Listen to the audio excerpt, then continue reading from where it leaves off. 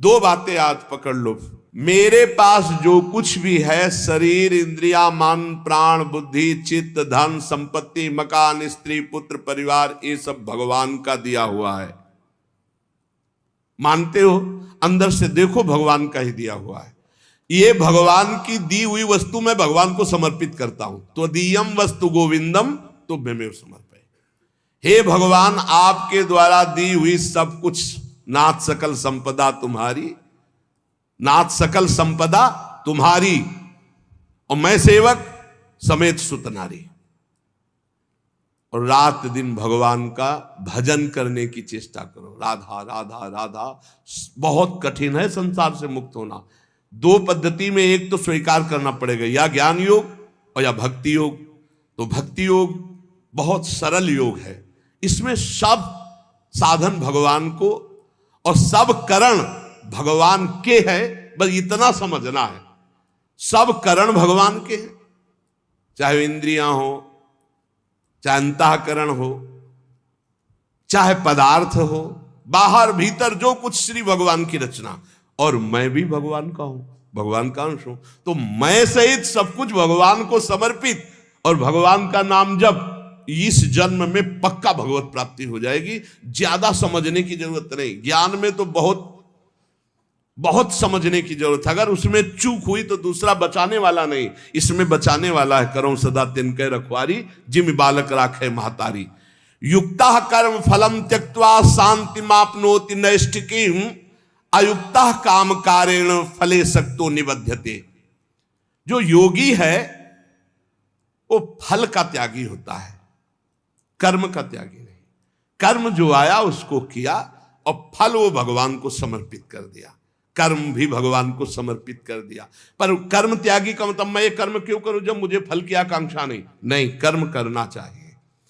गृहस्थ में हो तो अपने अपने धर्मानुसार जो आपको कर्तव्य कर्म मिला है, विरक्त हो तो अपने अपने धर्मानुसार जो आपको कर्तव्य कर्म मिला है।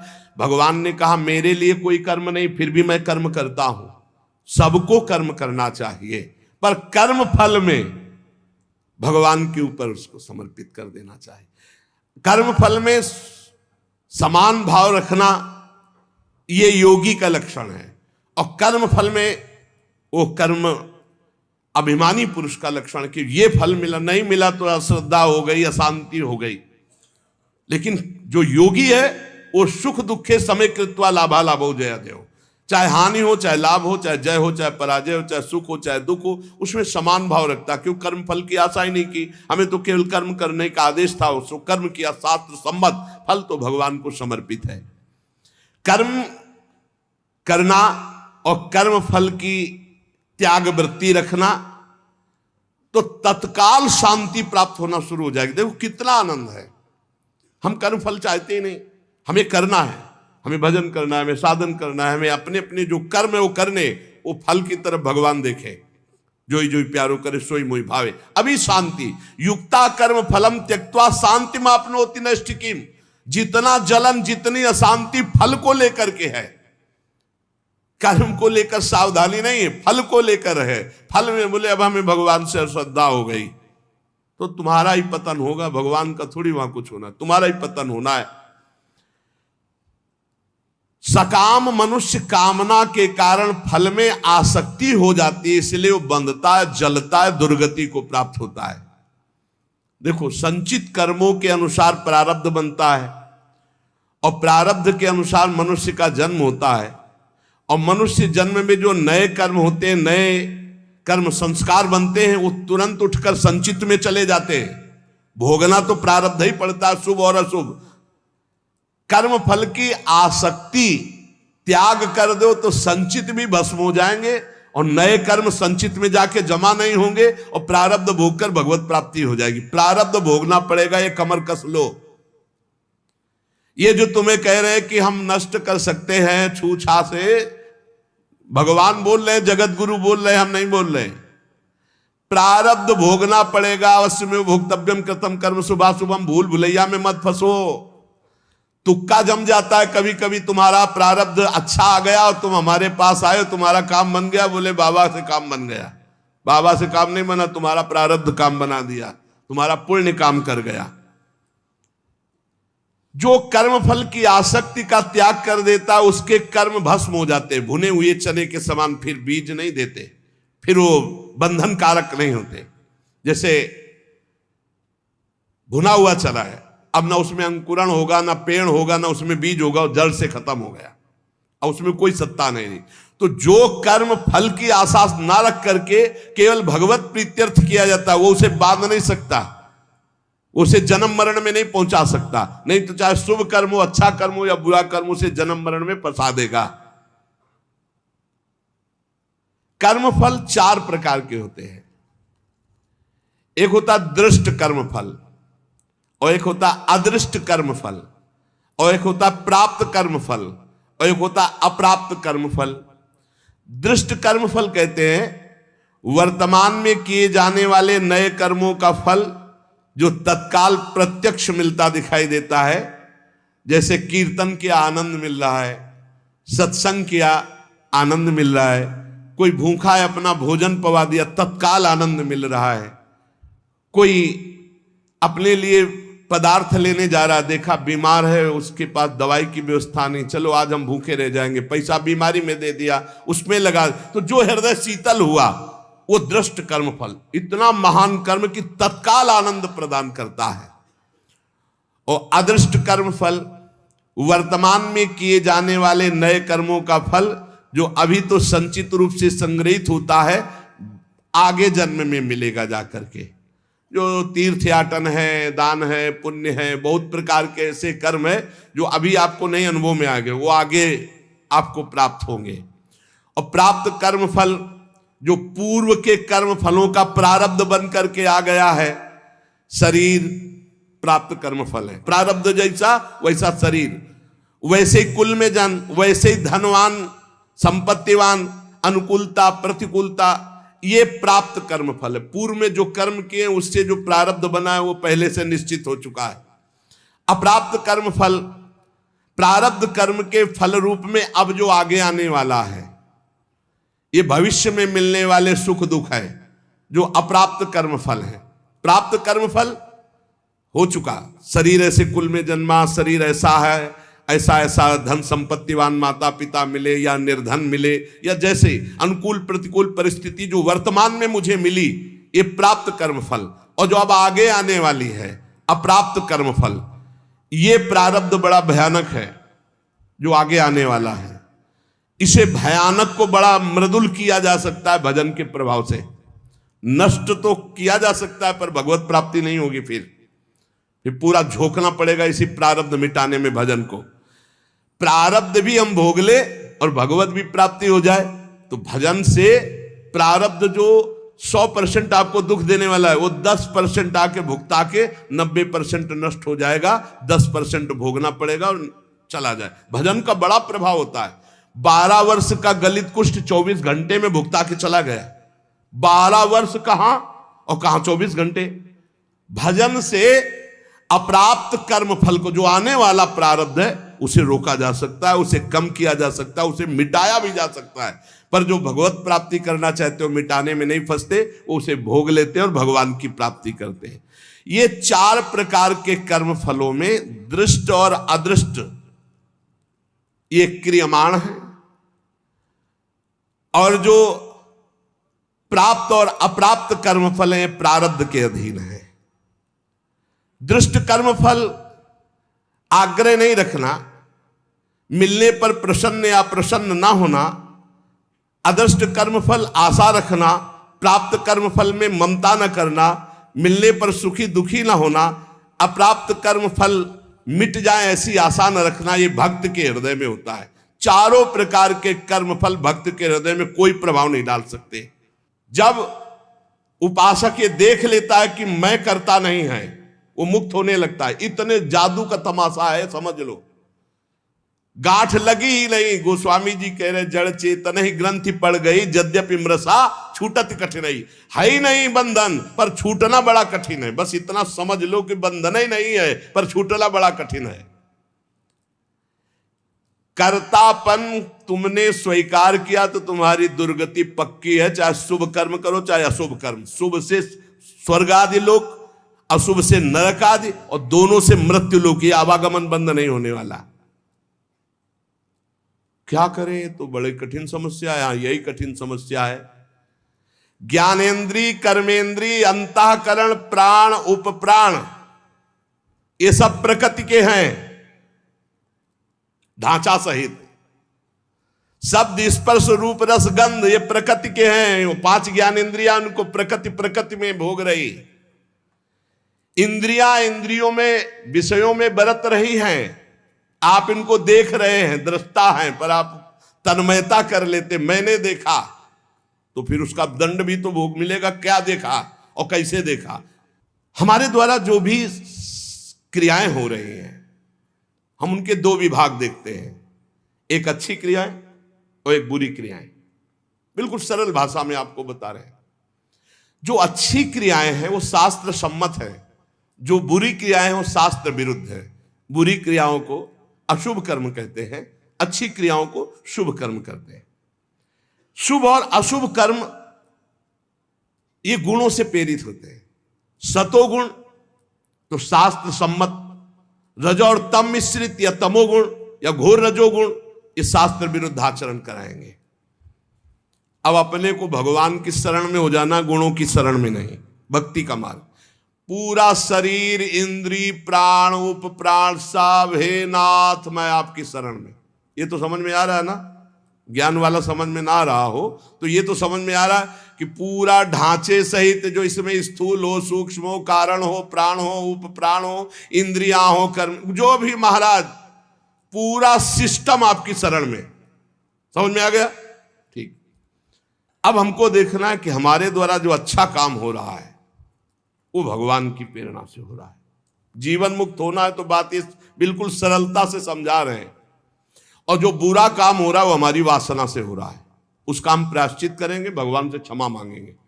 बुरा काम हो रहा है तो हमारी वासना से हो रहा है। इसमें क्या होगा कि अगर ये भेद नहीं तुम रखोगे और कह दोगे जब पूरा समर्पण कर दिया, तो फिर आपसे बुरे कर्म उत्साहपूर्वक होने लगेंगे, क्योंकि अंदर का सिस्टम अभी समर्पित नहीं हुआ। बाहर से तो हमने कह दिया। अब अंदर का सिस्टम जब तक समर्पित नहीं होगा तब तक वो फिसल कर बुरे आचरणों में जाएगा। तो हमको क्या करना है? गुण तुम्हार समुझे निज दोषा, और जय सब भांति तुम्हार भरोसा। भरोसा दृढ़ आपका। जब हमसे अच्छे कार्य होंगे तो भगवत प्रेरित हुए, और जब बुरे कार्य हो गए तो हम त्राहिमाम शरणागत रक्षक प्रभु, हमसे गलती हो गई, हमको ऐसी सद्बुद्धि दो कि आगे हमसे ना हो, और सारे कर्म भगवान को समर्पित कर दो।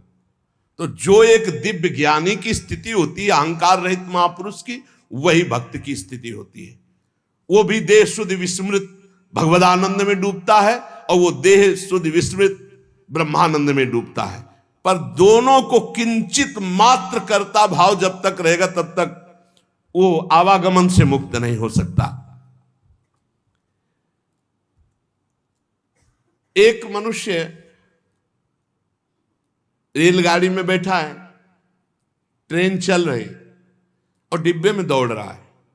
अब वो अपने को कर्ता मान रहा है कि मैं दौड़ करके अगले स्टेशन में पहुंच जाऊंगा, तो मूर्खता ही है ना, क्योंकि ट्रेन चल रही।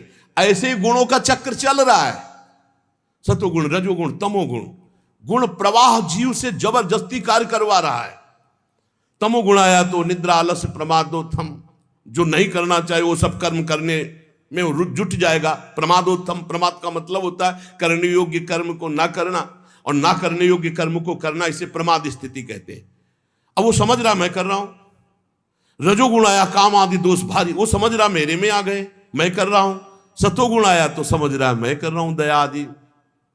इन गुणों के प्रवाह से बचने के लिए हरिवंश महाप्रभु कह रहे हैं, यही डर ही डरप हरिवंश हित, जिनो भ्रमय गुण सलिल पर, जी नामन मंगल लोक त्यू सुहरिपद भजन विलंब। निरंतर नाम जप करो, अपने आप को भगवान को समर्पित कर दो, सब कर्म भगवान को समर्पित करो। अच्छे कर्म जब हो तो भगवान को देखो कि भगवत इच्छा से हुआ, और जब गलती हो जाए तो अपनी मान करके प्रभु से प्रार्थना, बहुत जल्दी आवागमन से मुक्त हो जाओगे। ये जो आवागमन का कनेक्शन ना होते हुए भी कनेक्शन है अहंकार का, देहाभिमान का, ये नष्ट हो जाएगा। इस बात को अच्छे से समझ लो।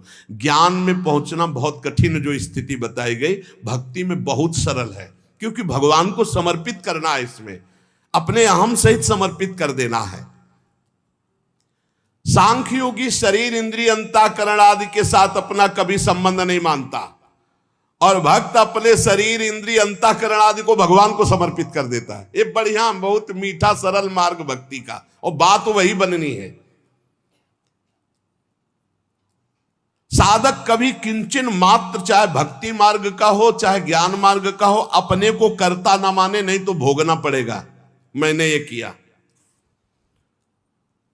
तो ऐसा थोड़ी कि आपने किया कि मैंने नहीं किया।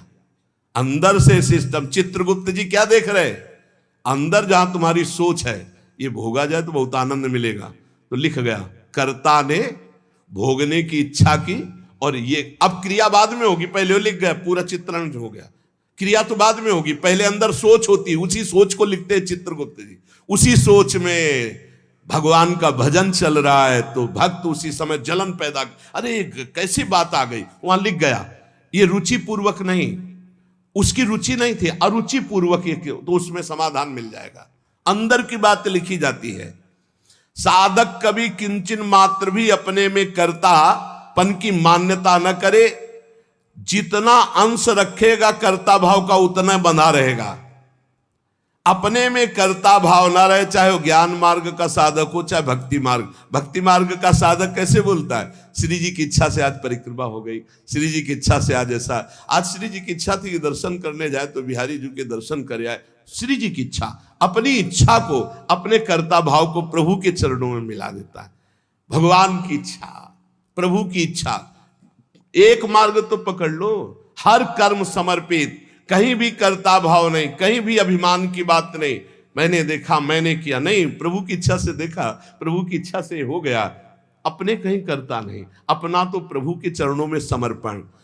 अब देखो, ब्रह्मण्याधाय कर्माणि संगम त्यक्त्वा करोति यः, लिप्यते न सा पापेन पद्म पत्र मिवाम्भसा। जैसे जल में कमल का फूल रहता है, एक बूंद पानी नहीं, ऐसे वो भक्त, ऐसे वो ज्ञानी संसार में रहता है, एक भी कर्म का फल नहीं। कर्माणि श्रुति बोधितानि नितराम कुर्वन्तु कुर्वन्तु मा। वो चाहे वेद के अनुसार कार्य करे या न करे, कोई उसके ऊपर लागू नहीं नियम। वो विषयान ग्रहणंतु मुंचन्तु, विषय भोगे या विषय त्याग दे कोई नहीं, क्योंकि वो ऐसी अवस्था को प्राप्त हो चुका है। ब्रह्मण्याधाय कर्माणि संगम त्यक्त्वा करोति यः। जो भक्त संपूर्ण कर्मों को, पीछे ज्ञान का तो आगे उसी को बता रहे, जो भक्त संपूर्ण कर्मों को भगवान में अर्पित कर देता है, उसकी आसक्ति नष्ट हो जाती है। वो कर्म करता हुआ भी जल से कमल के पत्ते की तरह पाप से लिप्त कभी नहीं होता। पूरे संसार का हतन हो जाए तो भी उसे पाप नहीं लगेगा, ऐसा महान ये योग है। शरीर इंद्रिया मन बुद्धि प्राण ये तुम्हारे नहीं हैं। अब भक्ति में देखिए इसे, ये भगवान के रचे हुए हैं, वो भगवान के हैं। मान लो जैसे ज्ञान में अभी वर्णन कर रहे थे, ये प्रकृति के हैं, प्रकृति में बरत रहे। अब यहां भक्ति में है ये श्लोक का अर्थ, शरीर इंद्रिया मन बुद्धि प्राण ये तुम्हारे रचे हुए हैं। क्या भगवान के रचे हुए? तो हुए किसके? भगवान के हुए ना, ये भगवान के हैं। तुम्हारे प्राण भगवान के, तुम्हारी मन बुद्धि चित्त अहंकार ये भगवान की, तुम्हारी ज्ञानेंद्रियां भगवान की, तुम्हारी कर्मेंद्रियां भगवान की, तुम्हारा सब कुछ श्री भगवान का है, तुम्हारा थोड़ी रचा हुआ है। माना ये अपने नहीं है, ये श्री भगवान की रचना है, श्री भगवान के हैं। कौन कौन? शरीर इंद्रिया मन बुद्धि प्राण ये भगवान के रचे हुए हैं। तुम्हारी रुचि से होता तो तुम तो और सुंदर रचना चाहते, और बलवान चाहते। बोले ये शरीर ये इंद्रियां ये मन ये बुद्धि ये प्राण ये किसके हैं? बोले भगवान की रचना है। तो हुए किसके? श्री भगवान के। तो तुमने अपना क्यों मान लिया? यही बंधन है, यही बंधन है, अपना इनको मान लेना। इसी भक्त का क्या स्वरूप होता है? वो इन्हें भगवान का मानता है। ज्ञानी का क्या स्वरूप होता है? वो इन्हें प्रकृति का मानता है, क्योंकि प्रकृति के ही अंश ये है। और प्रकृति कृति, ये जो प्रकृति की रचना करने वाला रचयिता है वो परमात्मा है। मूल में परमात्मा ही आता है। अतः इनके द्वारा होने वाली क्रियाओं को भक्ति योगी अपने कैसे मान सकता है?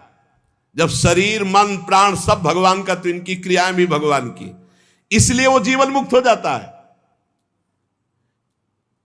जीवन मुक्त कैसे होगा? शरीर मन प्राण इंद्रियां सब भगवान की, तो इनके द्वारा होने वाली क्रियाएं सब भगवान की, आप जीवन मुक्त हो गए।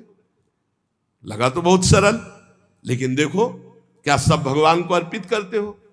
क्या जब आपके अंदर प्यास लगती है तो आप ये सोचते हो भगवान पानी पीना चाहते हैं?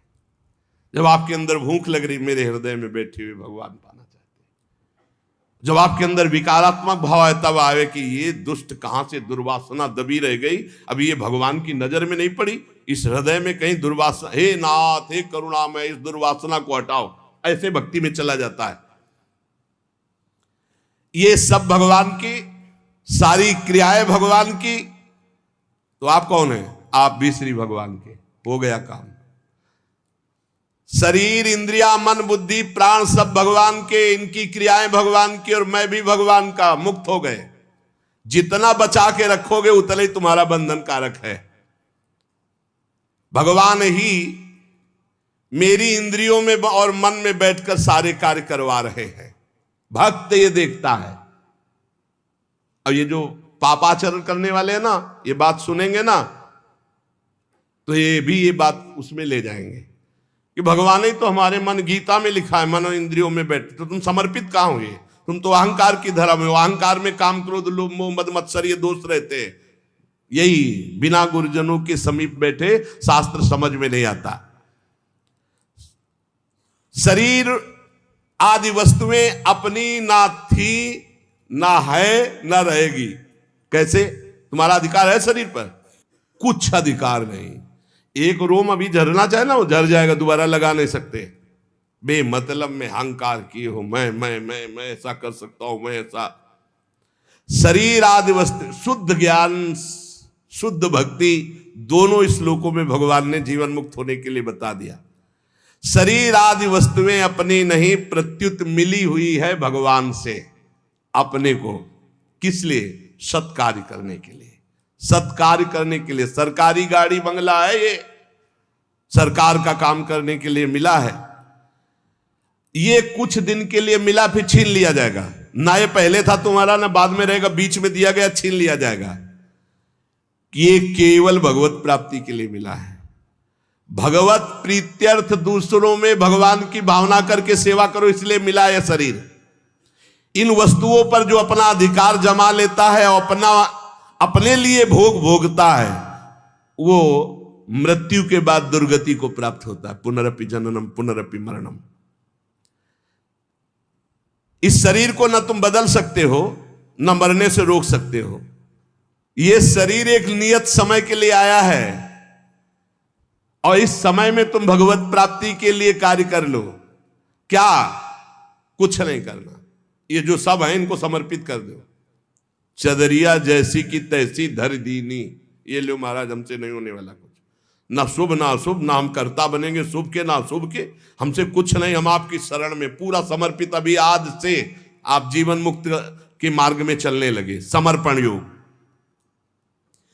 ईमानदारी से भगवान की वस्तु भगवान को समर्पित कर दो और कुछ नहीं करना। मस्त। बस यही बात समझ में आ जाए। भगवान की वस्तु भगवान को समर्पित कर दो। ये शरीर, शरीर संबंधी भोग, सब कुछ जितना, सब श्री भगवान का है, सब समर्पित कर दो भगवान को। संपूर्ण क्रियाएं और पदार्थों को भक्त भगवान के चरणों में समर्पित कर। ज्ञानी प्रकृति में देखता है। प्रकृति और संसार दोनों के स्वामी भगवान है, अतः क्रियाएं और पदार्थ भगवान को अर्पण कर दो। कोई भी पदार्थ बिना भोग लगाए मत खाओ। कोई भी क्रिया करो उसको भगवान को अर्पित करो, क्योंकि ये शरीर मन प्राण बुद्धि इंद्रियां सब श्री भगवान के। ऐसी भावना में रहो। अभी जीवन मुक्तता की तरफ बढ़ने लगोगे, अभी निर्विकार होने लगोगे। जब इनको प्राण इंद्रिय और मन को भगवान का देखोगे तो निर्विकार हो जाओगे। जब अपना मानोगे तो भिकारी हो जाओगे। संगम त्यक्त्वा करोतिया। किसी भी प्राणी पदार्थ शरीर इंद्रिय मन बुद्धि प्राण क्रिया, किसी में संग मत करो। न प्राणों का संग, न इंद्रियों का संग, न बुद्धि का संग। उस समय देखो असंग, तुम अलग हो, ये अलग है, पर तुम अलग नहीं देख पाते, इन्हीं में मिल जाते हो। आकर्षण, खिंचाव, लगाव, महत्व, ममता, कामना। इसीलिए जो सच्चा उपासक होगा कभी निंदा नहीं, कभी प्रशंसा नहीं। एक बार परमहंस श्री ओंकारानंद सरस्वती जी भिक्षा के लिए आए और नमक डालना, तो और पदार्थ जब परोसने तो मना कर देते, वही सब्जी ये वाली बहुत बढ़िया। और जब जरा सी बची थी, बाद में बोले इसमें तो नमक नहीं। गए, कहा स्वामी जी आज आपने जानबूझ के और कोई पदार्थ ले, वही पदार्थ उसमें तो नमक। तो क्या फर्क पड़ा बच्चा, क्या फर्क पड़ा? पेट प्राणों का पोषण करना था डालना, ना निंदा ना स्तुति, चाहे जितना अच्छा पदार्थ होगा। आज तो उसके भोक्ता बने तो फिर फंसोगे। किसी भी कर्म में, किसी भी करण में अपने को कर्ता नहीं बनना, अपने को अहंकार नहीं करना। ये सब श्री भगवान के हैं। ना लगाव, ना आकर्षण, ना महत्व, ना ममता, ना कामना, ये बिल्कुल नहीं होगा यदि नहीं भगवान के मानोगे। ये लगाव, ये कामना, ये ममता, ये आसक्ति तभी होती जब अपना मानते हो। जन्म मरण का हेतु यही तुम्हारा अपना मानना है इनको। इनसे अपनापन हटाओ प्रभु के चरणों में। कायेन मनसा बुद्ध्या केवलैरिंद्रियैरपि योगिनः कर्म कुर्वन्ति संगम त्यक्त्वा आत्मशुद्धये। जो योगी है वो आसक्ति का त्याग करके केवल भगवत अर्पण, शास्त्र सम्मत कार्य करता है। इंद्रिया, शरीर, मन, बुद्धि, अंतःकरण ये परम शुद्ध हो जाते हैं जब केवल भगवत प्रीत्यर्थ।